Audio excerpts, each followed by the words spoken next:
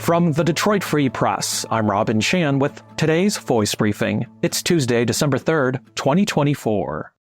Hi, I'm Orpin Lobo. I cover politics and state government for the Detroit Free Press. The Michigan Supreme Court on Monday declined to hear the appeal of Christopher Schur, a former Grand Rapids police officer who was charged with second-degree murder stemming from the April 2022 fatal shooting of Patrick Lyoya. Through attorneys, Schur has argued that he should not have to go to trial since he was using reasonable force in his role as a police officer. The shooting occurred after Schur pulled over Lyoya, a Congolese refugee who was 26 at the time, for a traffic stop in southeast Grand Rapids. During the stop, Lyoya attempted to flee from Schur, resulting in a physical struggle which ultimately ended with Schur fatally shooting Lyoya in the back of the head as he was face down in a nearby yard. During the physical struggle, Schur had attempted twice to deploy his stun gun on Lyoya but missed both times, according to footage released by the Grand Rapids Police Department. As the two struggled, Lyoya attempted to grab the stun gun. Just before the officer fired his gun, he yelled, "Let go of the taser." Kent County prosecutor Chris Becker charged Schur with second-degree murder in July 2022 and has argued that it should be up to a jury to decide whether Schur acted appropriately during a trial.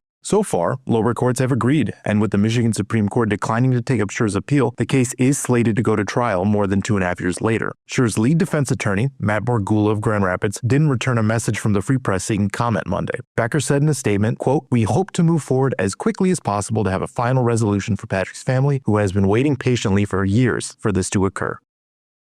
This is J.C. Reindl with the Detroit Free Press. A prominent retired judge has come out with the first true insider's account of the Detroit bankruptcy. Judge Gerald Rosen was the chief mediator in the 2013 to 2014 municipal bankruptcy. He was also the architect of the Grand Bargain, which raised $820 million from foundations in the state. The money prevented bigger cuts to retiree pensions and prevented a fire sale of art at the Detroit Institute of Arts. Grand Bargain is the title of the new book. He wrote most of it soon after the bankruptcy, but then shelved the manuscript until last year. The book has many new details and previously unreported facts. Detroit emerged from the bankruptcy a decade ago with $7 billion less in debt, plus new money for city services.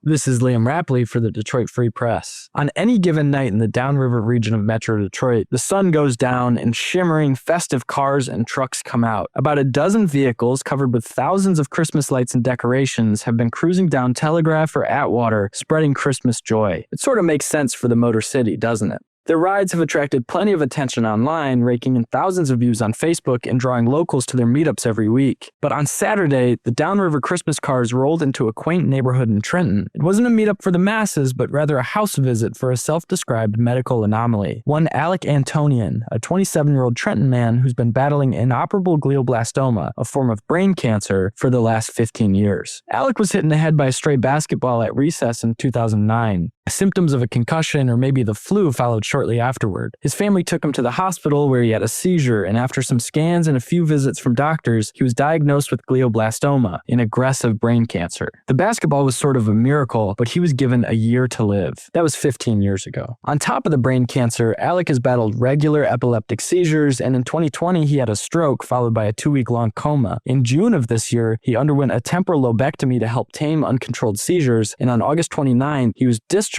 after 78 days in the hospital. He's still rebuilding his spatial awareness, balance, vision, and processing skills. Elsewhere downriver, though, there are a dozen or so car owners who make up the downriver Christmas cars. Behind the wheels are a group of friends from the area who decided to get together and celebrate the season. They just like to make people smile. That'll always be a goal for me, one driver said. It's always to make people smile and actually enjoy Christmas. And on Saturday, they made Alec and his mother, Robin, smile. The Antonians made their way along the cars, checking out the details, such as the Grinch zip-tied to the back of one car and a Christmas tree on top of another. "I just wish we had more smiles," Robin said, looking at her son. "That's my favorite thing in life, isn't it?" Alec nodded, and then he smiled. For more, visit freep.com.